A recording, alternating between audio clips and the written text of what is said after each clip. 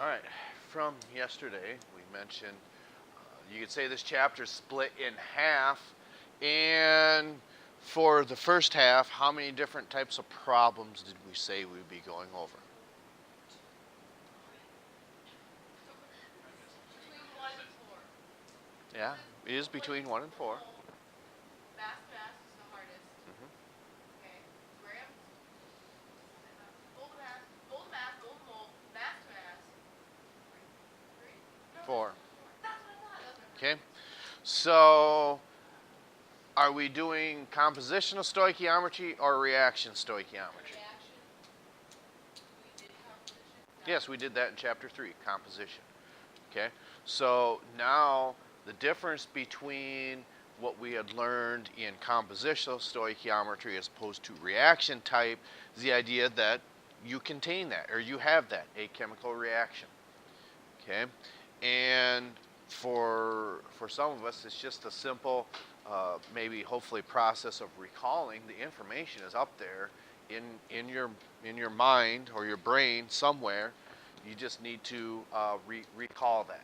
Okay, so what we want to do is look at page 300.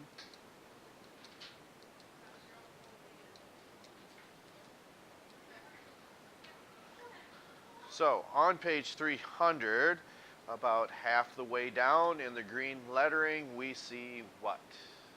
The mole ratio. Okay, so what we see is solving any reaction stoichiometry problem requires the use of a mole ratio to convert from moles to grams of one substance in reaction to moles or grams of another substance. Okay, or just a simple mole to mole ratio.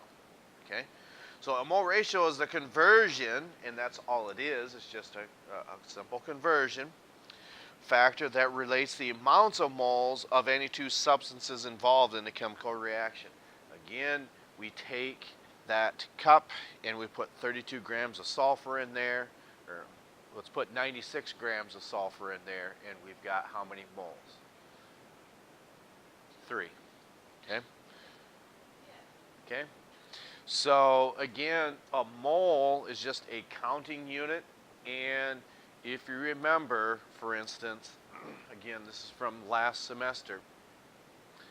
Let's say we want to know how many grams of nitrogen are found in 70 grams of ammonium nitrate. Okay, so in this case, some of the things that we had said is if you don't get the first steps done correctly, everything you do beyond that is what? It's going to be wrong. It's going to be incorrect. Okay, so the first place a person could make a mistake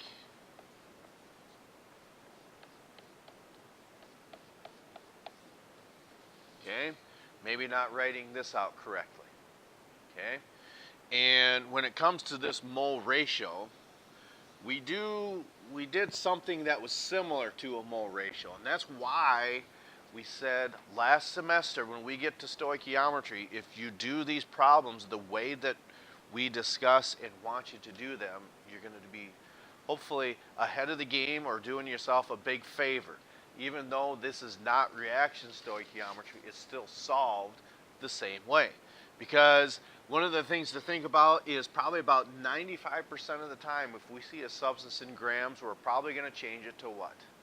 To moles at some point. So, for every, I don't know what the atomic mass of ammonium nitrate is, but we're just showing you how we had solved these last semester, how it will compare to what we're doing this semester. Okay, so then for every, I don't know, I think it's let's see here, I want to say just 80. I'm just making that up. I think it's pretty close to 80 grams, and for every 80 grams of ammonium nitrate, then this would give us a mole of ammonium nitrate. And then we said yesterday and last semester, we said that third step is so important. Why was that? Right. You're converting what you have into what it is you're looking for. You're changing that mole of ammonium nitrate, what we have, into what we're looking for, the nitrogen. We don't have the mass of it yet, but we're getting one step closer. And then, so a place someone could make a mistake is writing this incorrectly, adding this incorrectly. And even in this step, even though we don't have a reaction, okay, we still need to put a 2 here, okay? Are we just making that up, or are we just like the number 2, or why? Yeah, there's one here, and there's one there. That's where the 2 comes from, okay? But when we get to what we refer as reaction stoichiometry, for instance, if we left off with yesterday, if we're reacting hydrogen plus some chlorine to give us our hydrogen chloride, okay, these coefficients is what you would put in front of a mole ratio. The only time you use those numbers, these here, is when you have a mole over a mole. This is an example of a mole ratio. We learned it, we applied it last semester, but now we're going to use that one more time when it comes to reaction stoichiometry. This is the difference, because here we would have a reaction, okay? And then finally there would be one more step where you get your 28 grams of, oops, I did that incorrect. We don't want 28 there, because otherwise we're doubling. We've already accounted for that here. Okay. There. You can't have 28 there as long as you turn this back to a mole of nitrogen then. Okay. So, as we continue then, a mole ratio is when you have a mole over a mole. It's just a counting unit. And these are your counting units in a balanced chemical reaction. But we solved problems very similar to these last semester. So if you remember how to do these, you're already probably 4 steps ahead of the game. But just like anything else, I think you people have been around long enough. When it came to physical science, not so much in biology, but this class, and then 2 years ago when you're a freshman, there's pitfalls all along the way. Okay? In case you remember, when you walked in, what did you see up on the board? The slide rule. Okay? And with that, of course, as a freshman, you didn't need to know that as the AFABU principle, but we apply that at that level. So hopefully, once you get into that junior year, it's what I want to say is hopefully not quite so intimidating, if you want to call it that, the idea of throwing all these concepts together into one. So some of these pitfalls could be, if we didn't tell you as a freshman, you're looking at anything from scandium to zinc. Without the slide rule or any, let's say, instruction, you might be looking at that and say, well, cobalt is in the 4D block. Is that correct? No, that is not correct. It appears that it's in the 4th period, but what does the slide rule do for us that the periodic table does not? Yeah, it provides that correction, just like it does with, we do see some of them on the periodic table. The idea of for instance, helium being written on the right side where it belongs. So that's just, when you're learning this for the first time, some of the questions would be, well, if helium's in the S block, why is it clearly on the right-hand side? You people probably know the answer, but when you're first introduced to that as freshmen, we don't know, and I wouldn't expect you to know. But now you do. Why is helium on the far right and not next to hydrogen where it could belong? Because it's a noble gas. It belongs with the rest of its family. I think you would agree that along the way, there's always going to be exceptions to the rule, even if you want to call it grammar exceptions. I know that applies to a lot, I think, if you try to learn Spanish. The verb usage, does that sound right? How this context goes with this verb and this with that verb. In my opinion, when people try to say that Spanish isn't that hard to learn, maybe it's because I think at a certain age, that's why they're teaching this when students are young. When you get to a certain age, it's hard to learn a different language. It's probably too late for me. There's not enough room left in this noggin. Well, actually, it's quite a bit, but it's full of more useful material like bazinga and things like that. Yeah. Yep. Oh. Oh. Yeah. Say hi, Cole. Say hi, guys. These are class 4. Give us some respect. You should have been here. Yeah, he's not even here. Why would we say that? It's recording. Oh, yeah. I'm gonna see this good. I'm still not Okay. Well, Well, maybe so. tell her. Okay. So as we continue a little further, getting back to that cobalt. If it's not in the 4D, it must be in what? 3D. Because we said in that block you got to do n minus 1. That's correct. Okay. One of the things that they had pointed out, and I just never really paid much attention to, we do have these two lines on here because we're talking about transition metals.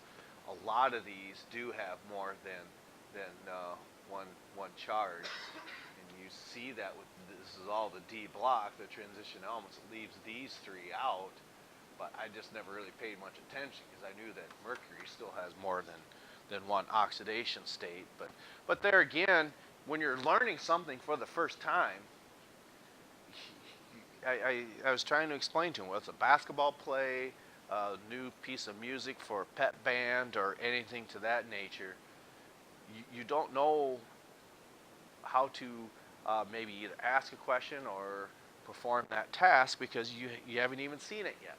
Okay, but I did mention that falling behind is not very conducive to being successful at that point in time. You fall behind, it could be such thing, you could be left behind. See, there's that useful information. That's pirate code. Stick to the code. Right? Pirates of the Caribbean. They say stick to the code. The code is you fall behind, you get left behind.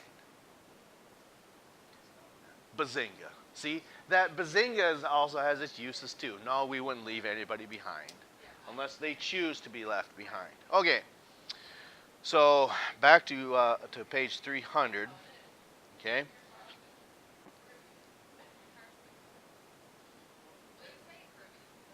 It's the Caribbean. Anyway, okay, so this information is obtained directly from the balanced chemical equation. Okay, so that's what we're referring to here when it comes to a mole ratio. Okay, so we've got 2 to 1 when it comes to this counting unit. 2 moles of hydrochloric acid or 2 moles of hydrogen chloride as opposed to 1 mole of chlorine and hydrogen.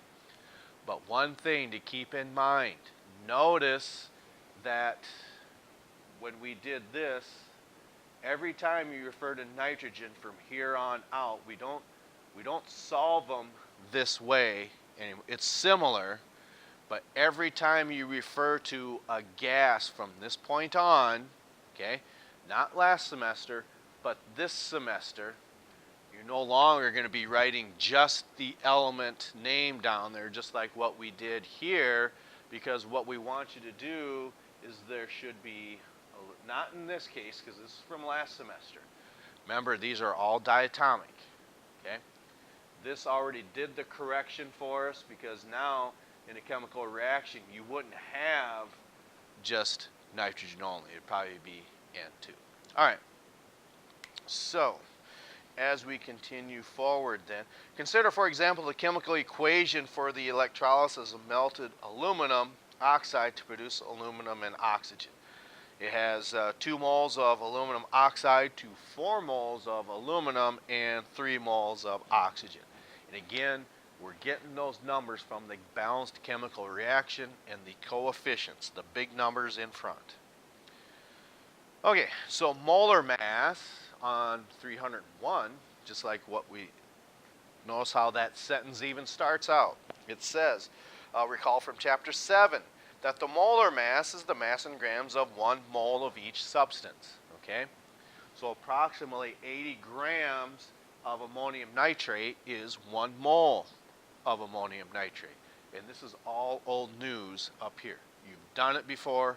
It just may take a little bit of time to remember, oh yeah, this is how we do things. Okay, even when it comes to this stoichiometry, it's kind of like the same aspect of explaining the periodic table. I was telling the freshmen, okay, we're in the month of January, then we go into February, March, and April, and then next year it's January, February.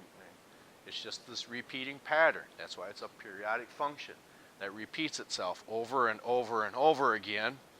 And in this case, these problems, they're all solved in a similar manner. It's a periodic way that you solve them all the same way. Okay? So recall from chapter 7 that the molar mass is the mass in grams of 1 mole of that substance. Okay? So when it says return to the previous problem, why does it say 1 mole of aluminum oxide equals 101.96? Did that number, 101, just get grabbed out of the air? No.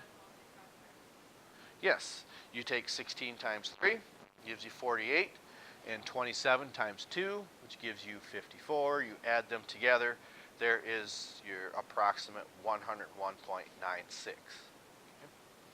All right. So we turn the page. Again, there's our brief introduction. And we look at page 304. It's talking about ideal stoichiometric. I can't say that. Stoichiometric. Say that again. That's a good way of looking. Stoichiometric calculation. I don't think I could do that fast 3 times. I was so ready to go. See? Now we're just making your class warrior feel better. If he's listening to this and he'll hear that and he's saying, "Oh my gosh, I don't want to miss school anymore. It's just too much fun to be there." Oh yeah. Okay. That kid's fixed. It's the second fix in the month, too. But you know, on a related fact, if someone would say, "Oh geez, we need that about as much as we need a hole in our head," you do have to have a hole in your head. You have to, multiple holes. But maybe adding another one is maybe not so great. But I suppose that's true. Okay.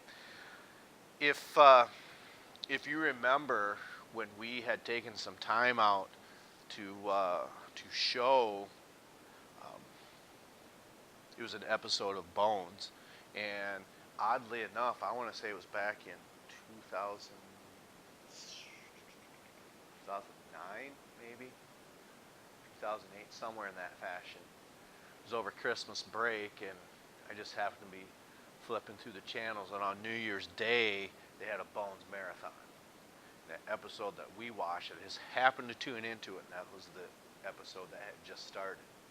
So that kind of grabbed my attention right then and there. And when you look at that problem on page 305, it's something very similar that they apply in that episode of Bones. If you remember, Jack and Bones were trapped in that car. Okay?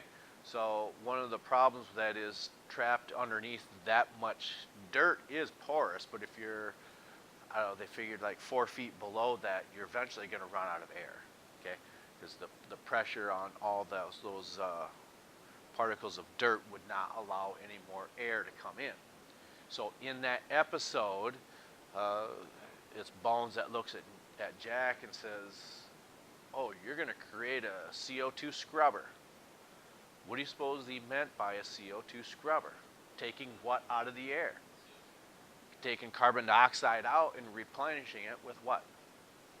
And how much oxygen, it's maybe open for debate, but I think if you're running out of that much oxygen, just any small amount's got to be refreshing, I would think. So that part of the episode, I think, is probably fairly accurate. So just like what we see here on page 305, it says, sample problem A. In a spacecraft, the carbon dioxide exhaled by astronauts can be removed, kind of like that CO2 scrubber that we're talking about, by the reaction with lithium hydroxide, LiOH, according to the following chemical reaction. Okay, so in this case, even though it's not putting oxygen into the air, it's certainly taking carbon dioxide out. So whether you could say that's chemically speaking the same ratio, I'm not a chemist, but the science behind what they do in the episode is, I think, fairly accurate, and I thought that was kind of neat. Although, where did they get the lithium for that? From the batteries. That's right. Okay. So we see they even balance the equation for you. How nice is that? That's too nice, right? Yes? That's right. So carbon dioxide, that's found in the air, okay, with the lithium hydroxide, like the scrubber they're talking about, converts that carbon dioxide then to lithium carbonate in water, okay? So we go on to say how many moles of lithium hydroxide are required to react with 20 moles of carbon dioxide. And notice, with this chemical reaction, are we going from the left side to the right side, only on the right side, or only on the left? Only on the left, okay? Because it's saying how many moles of lithium hydroxide, so that's on the left, and you're starting with moles of carbon dioxide, also on the left, okay? So that's one of them aspects I'll allow you to read through at your own leisure. But the practice problems on page 306, okay? Notice, okay, it's on practice problem number 1 on page 306. What is it missing, do you think? It's actually there, but you got to read the problem. Okay, it just says ammonia, NH3, is widely used as fertilizer and in many household cleaners. So how many moles of ammonia are produced when 6 moles of hydrogen gas react with an excess of nitrogen gas? What's it missing? No. You're thinking too specific, more broad. Like from last problem, what they said, oh, they're so nice. Not only not balanced, they don't even give you the reaction. They tell you how to do it. Okay? So, even without writing anything down, okay, when you read that last line, what do you think is probably the number one mistake that students are going to make?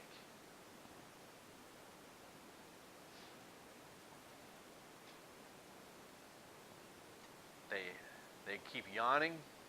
Maybe this is a yawner problem. I'm really struggling to stay away from any and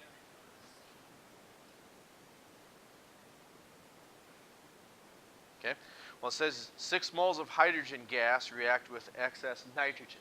So if it's reacting, it's on what side of the arrow then?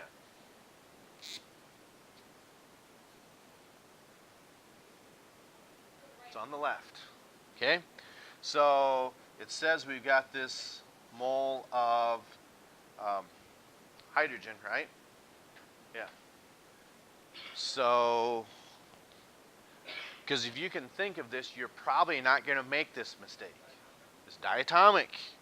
How many of you, oh yeah, how many of you would have known that? Okay. Yes, there is. So, the reason I thought you might think of that right away is we had it right here, right above it. Come on, people, it's Thursday already. You're lucky it's not the second day of the week and only Tuesday. We have 3 days left this week. Okay. So then it's reacting with that excess nitrogen, which is also what? Okay, because it's a gas. Okay, gases and halogens, with the exception of noble gases, they're all diatomic. Okay, so then that gives you your ammonia that we're looking for this fertilizer. See, that they do give you, the NH3. Okay, so we've got our reaction. The next thing you need to do is what? We need to balance that. Okay, so we've got 2 of each here. These come in pairs. This is odd, so we need to get this up to an even number, correct? Okay. So 2 times 1 gives you 2 nitrogens. We've got 2 nitrogens over here. And on the right side, we've got how many hydrogens? And how many over here? Okay. So now we've got our reaction, because that's what, again, reaction stoichiometry is. You have to have that before you can proceed then. Okay, so what we would like to do then is write down the information that we know. Now, you don't have to do this every problem, and once you catch on to these periodic functions, you won't have to do this anymore, unless you choose to. It's entirely up to yourself. Okay, so we've got 6 moles of hydrogen. That's what we were given in the problem. Okay, because that last line says 6 mole of hydrogen reacts with an excess of nitrogen. Okay, so how many moles of ammonia are produced? Well, it's asking how many, so we don't know. So X amount of moles, question mark. Okay? The reason that I suggest you write it down this way is this tells us where we're starting, and then it tells us what we're looking for, which is right here. So then, the next thing we would do, notice there's no masses involved with this yet. Here's our only place that we can start, 6 mole of hydrogen, and I would highly suggest that you keep writing H2, N2, O2, Cl2 every time, because what that will do is get you into a habit. Now, would it be wrong if you just did this? At this point, no. When do you think it could get to be a problem? When you're looking for a mass, and also in college. Is that what you said? Oh. Okay. So now, our next step, okay, just like what we've done in the past, this is step 1. This is only a 2-step problem. So if we've got moles of hydrogen on the top here, do we want moles of hydrogen on the top or the bottom in our second step? Sure? Yes. Because if you put it on top, then you're squaring it. We don't want to square it. Okay? So we've got moles of hydrogen down here. And again, good habit. Just keep writing that 2 there. And in this case, this step is so important, this mole ratio, because it allows us to change what we have, which is hydrogen, into what we're looking for, which is ammonia. Okay?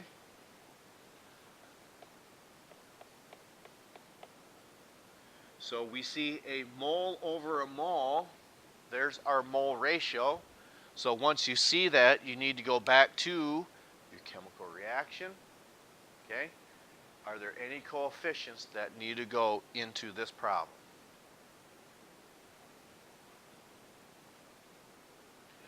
Yes. Yes, there is.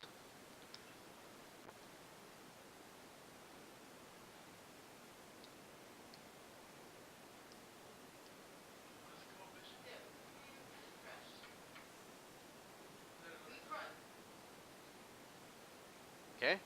So these are for our mole ratio. We said the big numbers are your coefficients.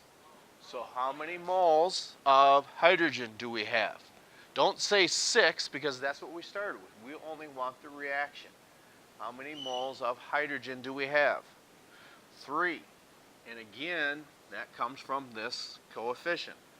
How many moles of ammonia do we have? Comes from that number.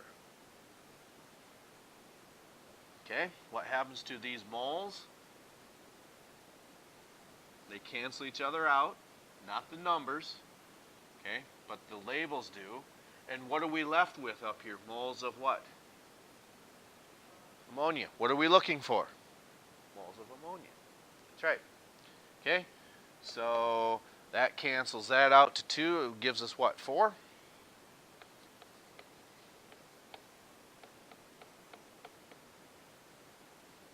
See, I can cheat. I get to look in the teacher's book. But it doesn't show you how to do these problems. It says, oh, what a coinky-dink, 4 moles of ammonia. Okay? Left side, you on the bus. Middle. Right. Okay? So, one of the things, just out of curiosity's sake, okay, we say we're getting there. You people over there either on the bus or getting there, and you're writing it down. And perhaps, and back here, we're maybe getting there, but I bet if we started writing some of this stuff up or out, it would warm us up because you're actually moving then. But that's your personal choice. We're not going to tell you that, but it's perhaps a good idea. So I want you to just attempt, see here again, I get to cheat here. With number 2, it says, the decomposition of potassium chlorate, KClO3, is used as a source of oxygen in a laboratory. How many moles of potassium chlorate are needed to produce 15 moles of oxygen gas? So I get to write this up as 10 mole of KClO3. Yeah.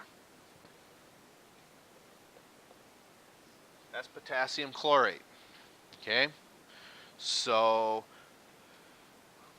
what we're looking for here, see, I gave you the answer. It's kind of like Jeopardy. Now you just got to come up with the right question. So how do we get to 10? Count 1 through 9. I told him funny. You start by now it's in the equation. What's the equation? It is. No, you start with your split it up first.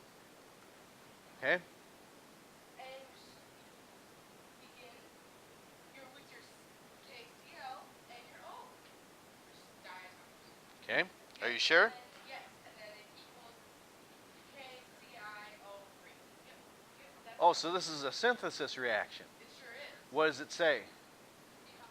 So I was checking correct. You, those are direct opposites of one another. You would still get it right, but it's one of those things to where it's not always going to be, if you get this right, it's because you got lucky. It's not because you were doing it correctly. Yes. Yep. Okay, now, this is difficult because I don't know what to do. But you correctly said KClO3.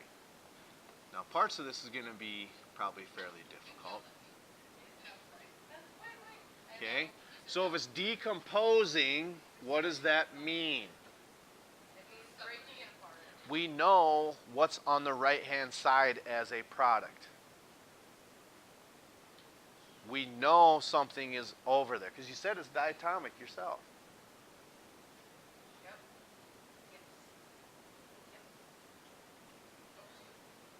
Chlorine's also diatomic. Yep. Oh. Well, you just said it was yep. Okay, so it's KCl plus oxygen. Okay?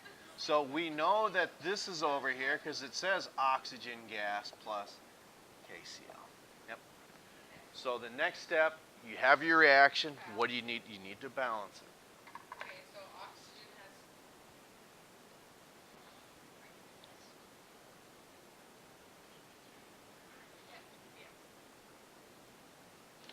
And the reason that we're having you do this is some of you may not know how difficult this can get to be. Because all of a sudden, if you find yourself on the outside looking in and you're already behind and we're moving on, it really makes it difficult to get caught up. Okay.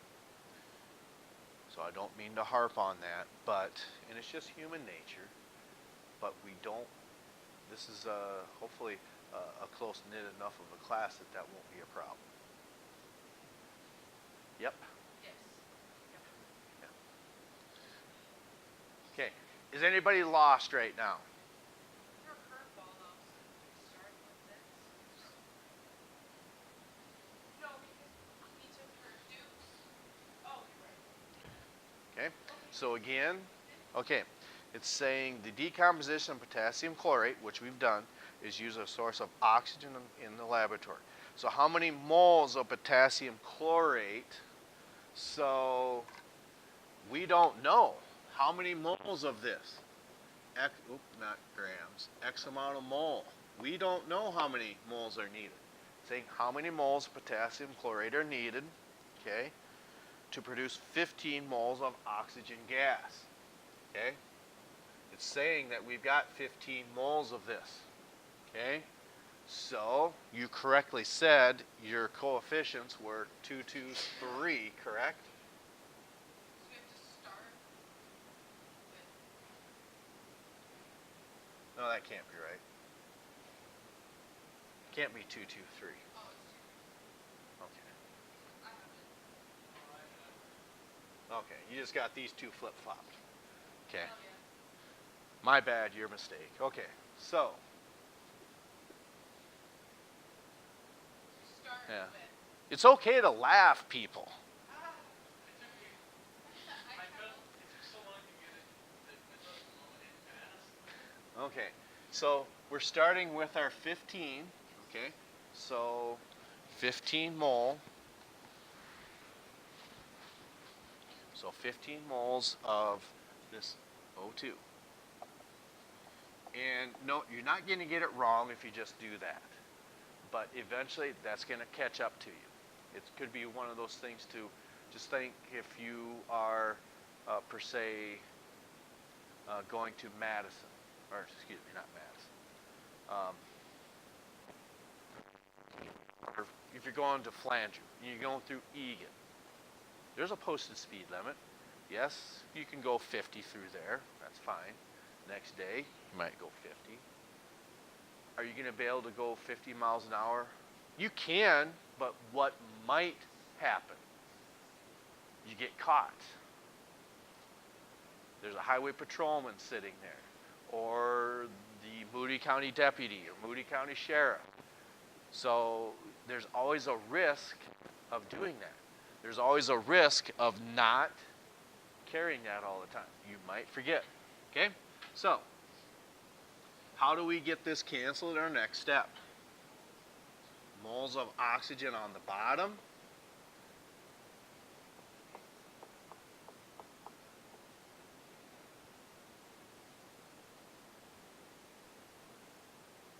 Okay? So, 3 into 15 is what? 5 times 2 gives you what? What were we looking for? 10. Okay? All right. So, That's because the 3 is in front of the. yes. And 2 in front of this. Yes. Yeah, because we don't even care about this KCL. No. Yeah. Yeah, I got it. Don't even worry. Okay. We'll continue with more stoichiometry tomorrow then.